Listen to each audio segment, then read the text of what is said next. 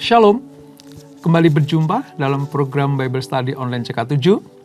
Hari ini saudara kita akan menyelesaikan kitab Amsal. Seperti kita ketahui bahwa Amsal ini adalah tergolong sebagai kitab sastra, di mana ada beberapa penulis, terutama Salomo, ya, lalu ada Agur, dan hari ini ditutup dengan Amsal ibunya Lamuel. Karena ini nasihat dari orang tua kepada anaknya. Nah saudara, sebelum kita membaca, merenungkan apa isi kitab Amsal pasal yang terakhir ini, yaitu pasal 31, mari kita datang kepada Tuhan. Kita minta Roh Kudus menuntun kita. Supaya apa yang kita baca, kita renungkan, itu menjadi rema dalam hidup kita. Dan kita lakukan dengan penuh sukacita. Kami datang menyembah-Mu Tuhan. Kami datang menyembah-Mu. Haleluya. Haleluya.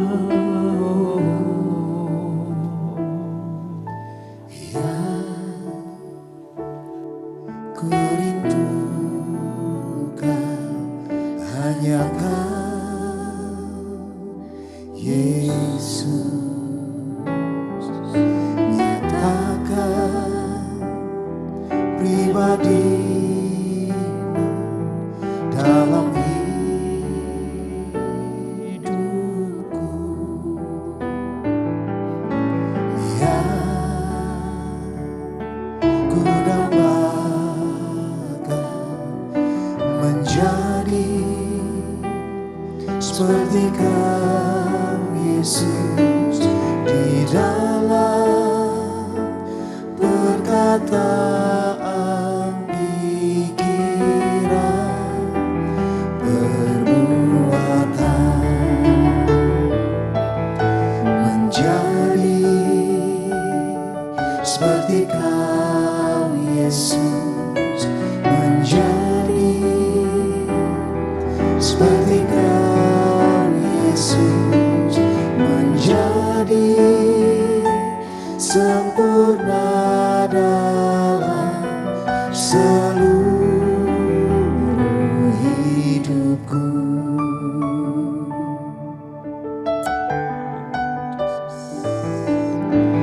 Yang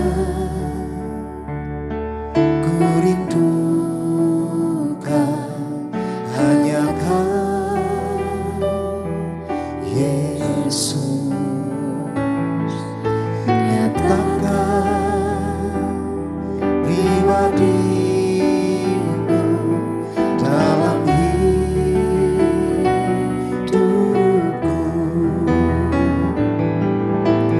Yang ku dambakan menjadi seperti Kau Yesus di dalam perkataan, pikiran, perbuatan, menjadi seperti Kau Yesus, menjadi seperti Kau Yesus, menjadi sempurna dalam seluruh hidupku. Menjadi seperti Kau Yesus, menjadi seperti Kau Yesus, menjadi sempurna dalam seluruh hidupku.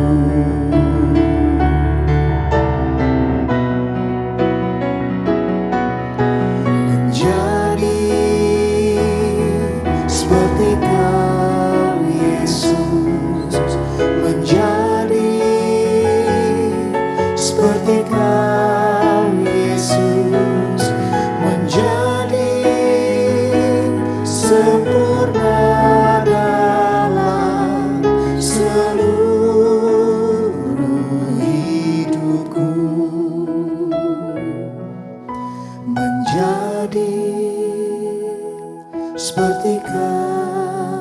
Yesus menjadi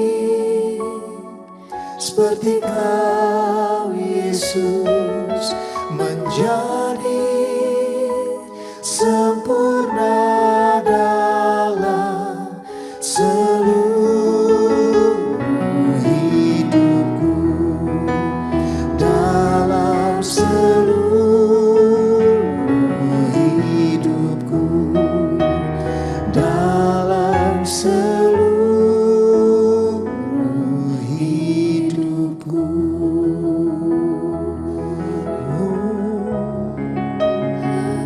Jadi seperti-Mu Tuhan, jadi serupa dengan-Mu. Sebab itu kami mengasihi Tuhan, menyembah-Mu Allahku.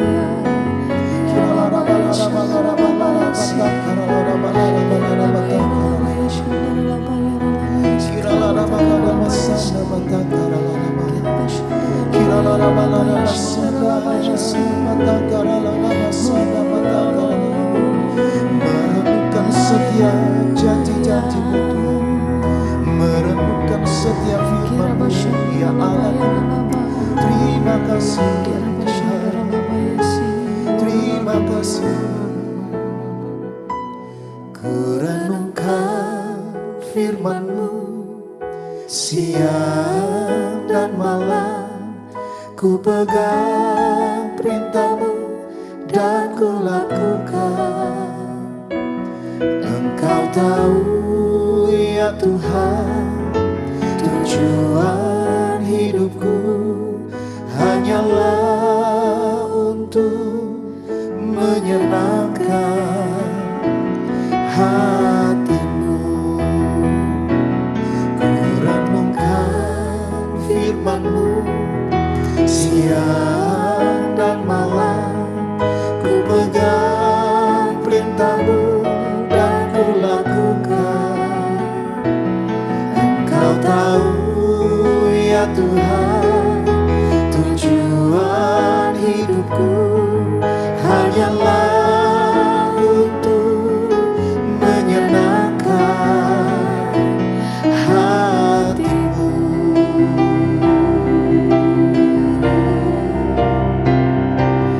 Ku renungkan firman-Mu siang dan malam, ku pegang perintah-Mu dan ku lakukan.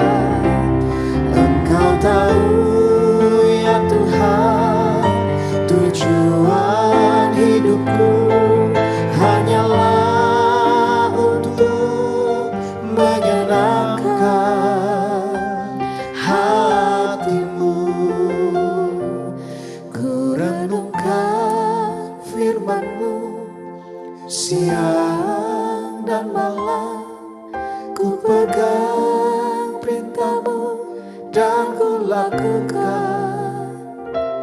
Engkau tahu ya Tuhan, tujuan hidupku hanyalah untuk menyenangkan hati-Mu,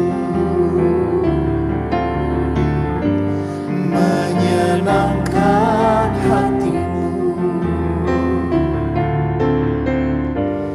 menyenangkan hati-Mu. Haleluya. Haleluya Yesus. Ini kerinduan kami ya Tuhan.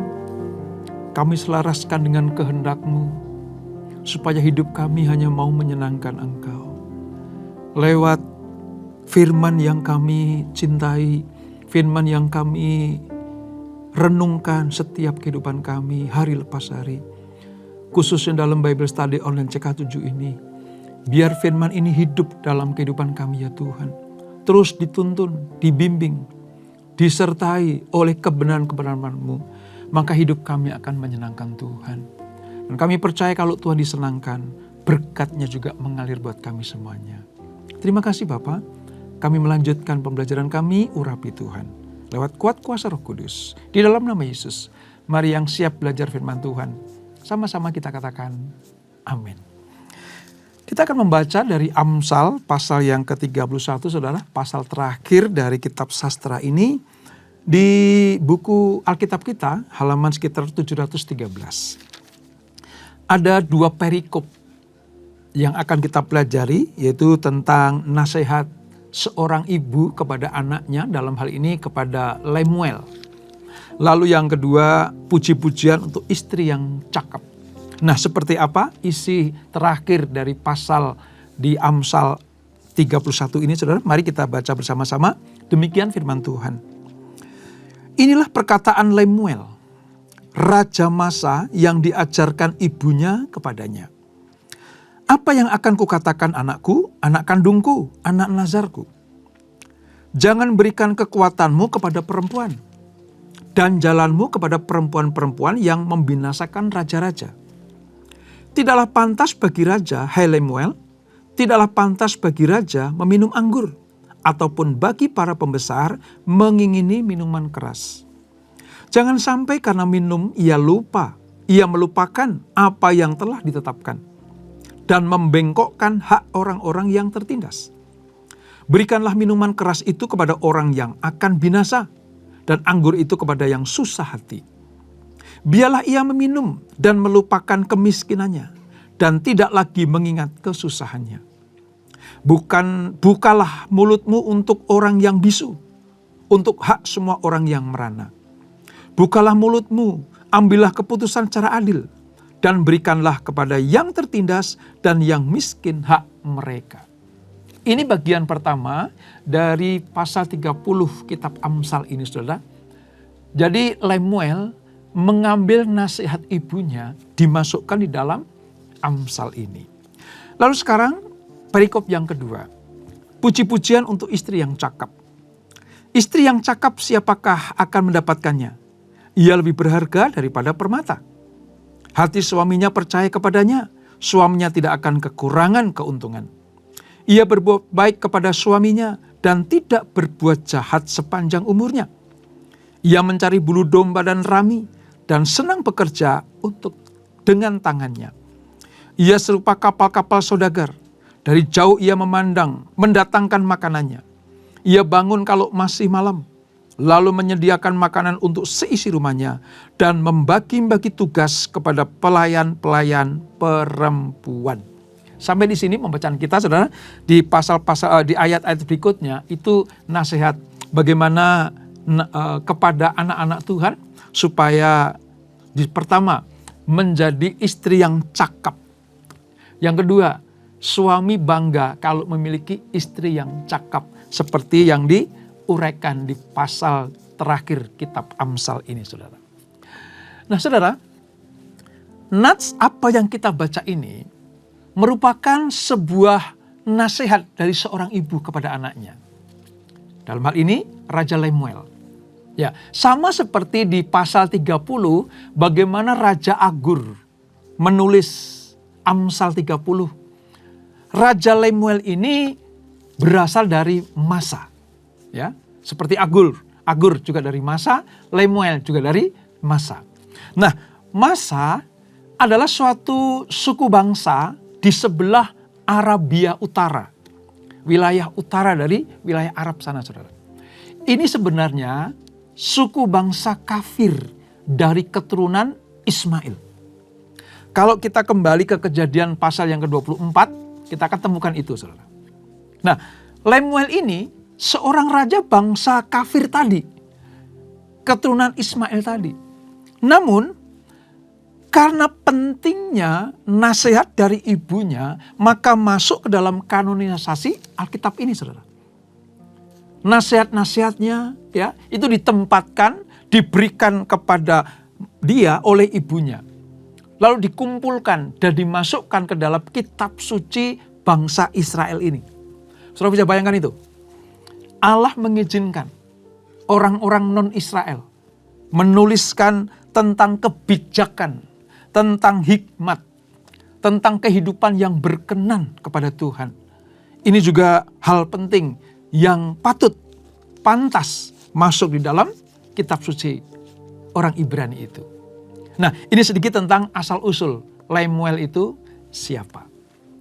Nah, kita kembali ke inti isi kitab ini, saudara. Ini nasihat seorang ibu kepada anaknya yang jadi raja. Mengapa, saudara? Karena seorang ibu memberikan sebuah petuah, nasihat, masukan-masukan tentang kehidupan yang penuh dengan hikmat. Isinya tentang apa?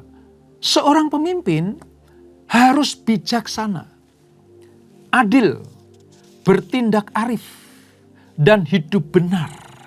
Itu menjadi dambaan bukan hanya Tuhan, tetapi juga rakyat yang dipimpin. Kehidupan seorang pemimpin yang demikian, itu tak lepas dari berbagai pengaruh. Ya, dibentuk oleh lingkungan, dibentuk oleh keadaan. Nah, diperlukan nasihat orang yang lebih tua, dalam hal ini orang tua atau ibunya. Bagaimana raja harus dipagari dengan nasihat-nasihat. Raja dipagari dengan hikmat-hikmat Allah. Supaya bukan hanya menyenangkan Tuhan, tapi juga menjadi dambaan bagi rakyat yang dipimpinnya. Demikian pula dengan Lemuel, raja masa ini, saudara. Dia menjadi tumpuan ibunya, menjadi harapan bagi rakyatnya yang dipimpinnya. Oleh karena itu, Ibu Lemuel ini berpesan beberapa hal penting bagi Lemuel. Layaknya juga seorang ibu kepada anaknya yang dikasihi. Supaya bukan hanya berjalan di dalam kebenaran, tapi juga memimpin kerajaannya dalam takut akan Tuhan. Ini penting sekali. Nah, kalau kita samakan dengan kehidupan kita, saudara. Nasihat seorang ibu kepada anaknya ini, dalam hal ini kepada Lemuel, itu betul-betul kita perlukan juga. Bagaimana kita sebagai anak-anak Tuhan, apalagi kalau kita sebagai leader, sebagai pemimpin, yang menggembalakan, yang memimpin, mengatur beberapa orang. Entah dalam perusahaan, dalam kantor atau pekerjaan, dalam pelayanan, mungkin kita ditempatkan sebagai leader. Maka seperti Lemuel diharapkan oleh ibunya untuk hidup bijaksana, takut akan Tuhan. Demikianlah Tuhan juga minta kepada kita. Kalau kamu memimpin, kalau kita memimpin, kita harus memiliki roh bijaksana, adil, hidup benar, ya, menjauhi kejahatan. Dengan demikian berkenanlah apa yang kita lakukan bagi Tuhan dan bagi sesama kita. Saudara, hal ini kita temukan di dalam kitab suci kita. Saudara bisa bayangkan, Allah bisa memakai apa saja, orang dari kalangan apa saja, bahkan dari suku bangsa non-Yahudi. Allah izinkan menulis kitab kebijaksanaan ini. Jadi dalam hal ini, entah Agur, entah Lemuel, entah Salomo, hal ini menjadi sebuah acuan bagi bangsa Israel, umat pilihan, supaya kalian hidup sesuai dengan firman Allah.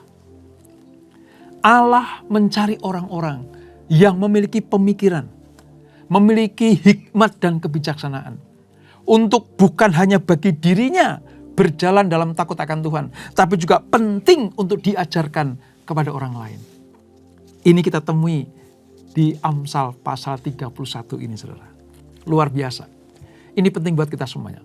Kalau peran kita sebagai orang tua, mari dari apa yang kita pelajari, turunkan kepada keturunan kita, kepada anak-anak kita, kepada orang-orang yang Tuhan percayakan untuk kita gembalakan, kepada orang-orang di sekeliling kita. Kalau di keluarga, ya suami kepada istri, kepada anak-anak, kepada cucu, ya, kepada saudara-saudara lain. Kalau saudara menjadi pemimpin dalam sebuah perusahaan, kepada anak buahmu, staf-stafmu, jadilah pemimpin yang bijaksana, arif, dan takut akan Tuhan. Nah, ini bagian pertama dari pasal 30 kitab Amsal ini. Nah, mari kita lihat sekarang bagian yang kedua. Bagaimana kitab Amsal mensoroti, memfokuskan juga kepada apa? Kepada seorang pria, laki-laki, pemimpin, ya, atau kepada seorang suami, ketika dia memiliki istri yang cakep. Nah, istri yang cakep itu seperti apa, saudara? Tertulis dari ayat 10 sampai dengan ayat yang ke-31. Ini menjadi sebuah gambaran dan cermin. Bagaimana disebut sebagai istri yang betul-betul hormat kepada suami, takut akan Tuhan, hidupnya menjadi teladan bagi anak-anak dan bagi orang-orang yang sekeliling di rumah tangganya itu. Ayat-ayat ini, saudara, ini melukiskan istri dan ibu yang ideal. Mengapa dikatakan ibu yang ideal? Karena seluruh kehidupannya itu berkisar pada rasa takut dan hormat kepada Allah. Kita baca di ayat yang ke-30, saudara. Ayat 30 bilang gini. Kemolekan adalah bohong. Dan kecantikan adalah sia-sia. Tetapi istri yang takut akan Tuhan dipuji-puji.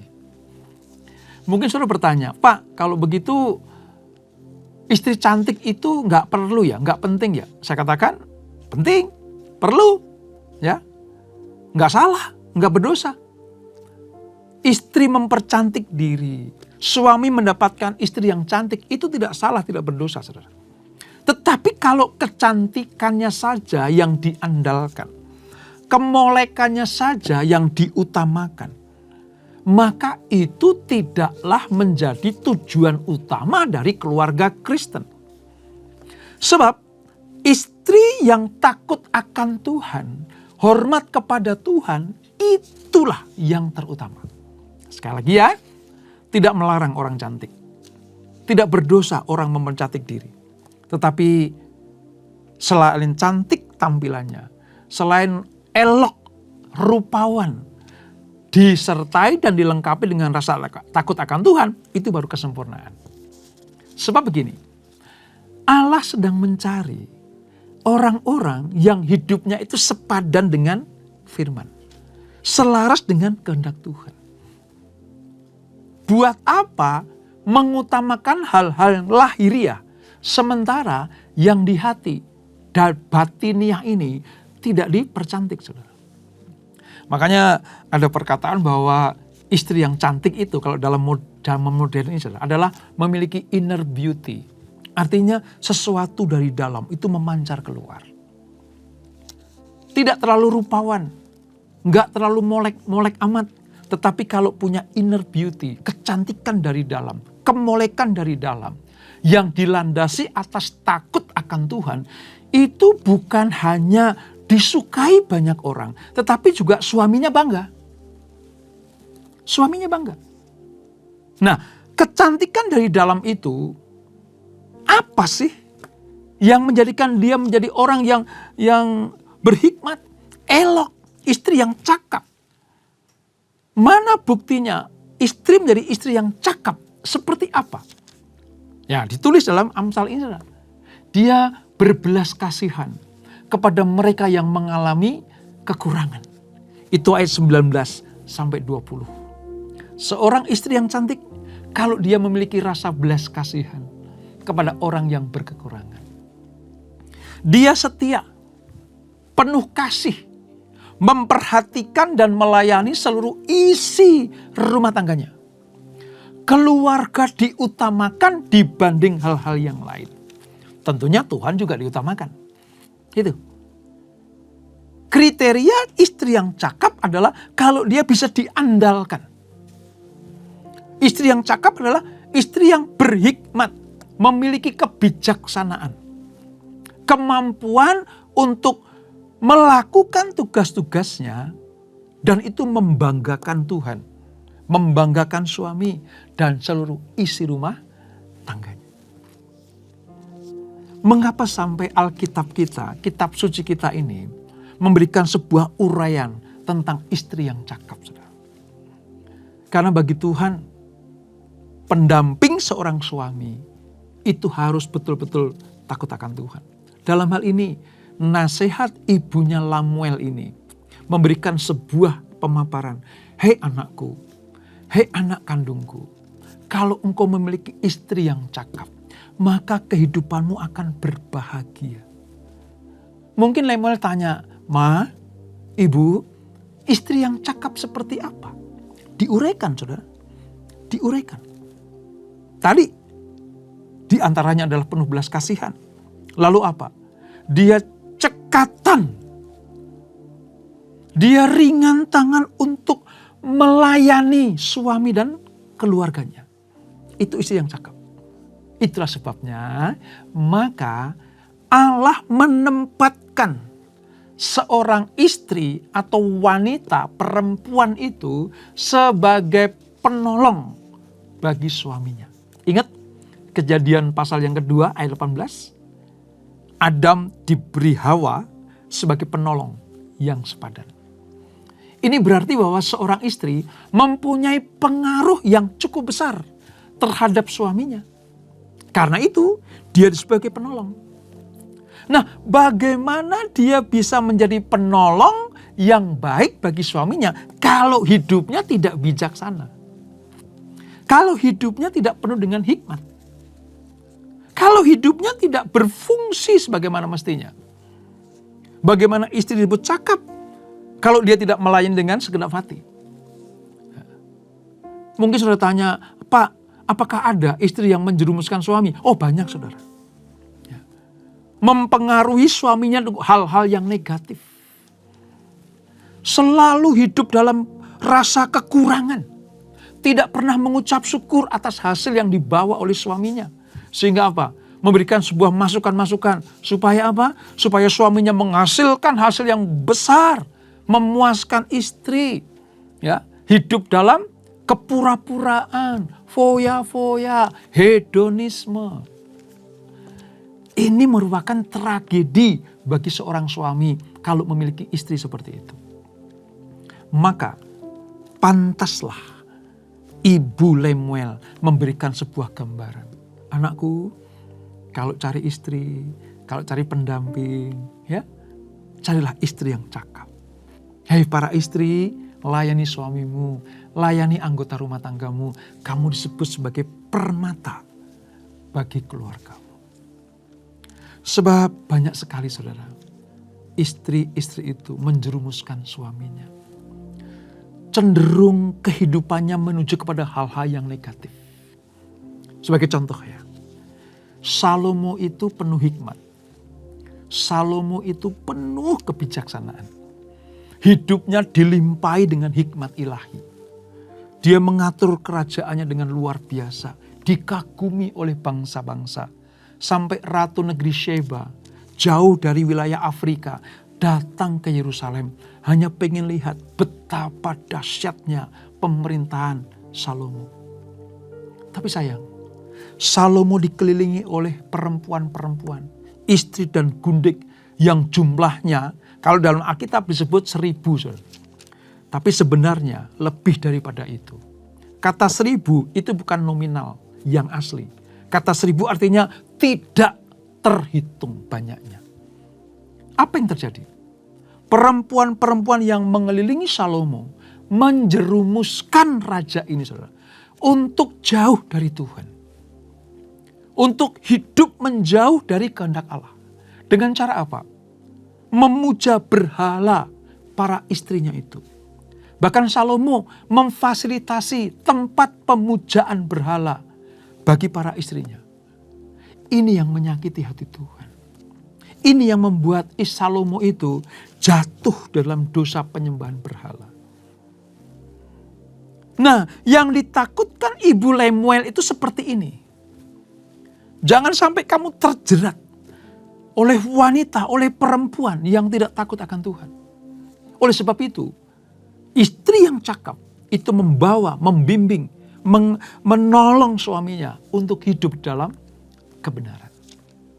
Dengan demikian, maka nasihat Ibu Lemuel ini, seorang ibu yang memiliki kerinduan agar anaknya tidak jatuh dalam dosa, terjerat oleh perempuan yang tidak benar, perempuan yang tidak cakap secara rohani. Akhirnya hidupnya apa nanti? Hancur, saudara. Jadi dalam hal ini, mari, kalau kita sebagai Lemuel, pimpin istrimu, pimpin anggota rumah tanggamu untuk takut akan Tuhan. Kalau posisi kita sebagai Ibu Lemuel, nasihati keturunan kita, anak-anak kita, cucu kita, Supaya apa? Takut akan Tuhan. Kalau posisi kita sebagai apa? Istri dari seorang suami, bertindaklah bijaksana, cakap, arif, penuh dengan kasih. Maka sudah disebut sebagai perempuan atau wanita yang betul-betul mulia. Itulah sebabnya mengapa di pasal terakhir ini, hal-hal yang diperhatikan oleh Lemuel adalah yang pertama, berhati-hati. Memimpin bangsa, memimpin rakyat, jangan mabuk oleh anggur. Jangan minum minuman keras sehingga engkau apa? Lupa akan tugasmu. Lalu yang kedua, kalau engkau punya istri yang cakap, maka hidupmu akan benar-benar kau nikmati. Kau nikmati dengan keluargamu. Istri yang cakap membimbing suaminya, menuntun suaminya, dan memagari suaminya untuk hidup dalam kebenaran. Hal inilah yang dinanti-nantikan Tuhan. Hal inilah yang didambakan oleh orang tua. Dan hal inilah yang dinanti-nantikan oleh para rakyat. Orang-orang yang dipimpin oleh seorang raja yang bijaksana. Dengan demikian, maka semua orang yang percaya kepada Tuhan Yesus disebut sebagai orang-orang yang takut akan Tuhan. Bijaksana, arif, penuh belas kasihan. Itu menjadi dambaan Tuhan dan semua orang di sekelilingnya. Dan itulah Amsal pasal 31. Kita berdoa. Bapak, terima kasih untuk pembelajaran firman Tuhan pada hari ini. Kami mengakhiri kitab Amsal di pasal 31. Kami mengerti sekarang bagaimana nasihat orang yang lebih tua, orang-orang yang lebih berpengalaman dari kami, itu kami perlukan.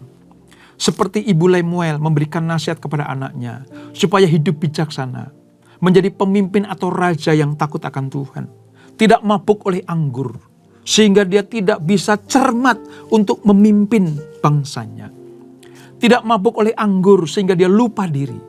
Tidak dapat menguasai dirinya, sehingga keputusan-keputusannya adalah keputusan yang tidak benar di hadapan Tuhan.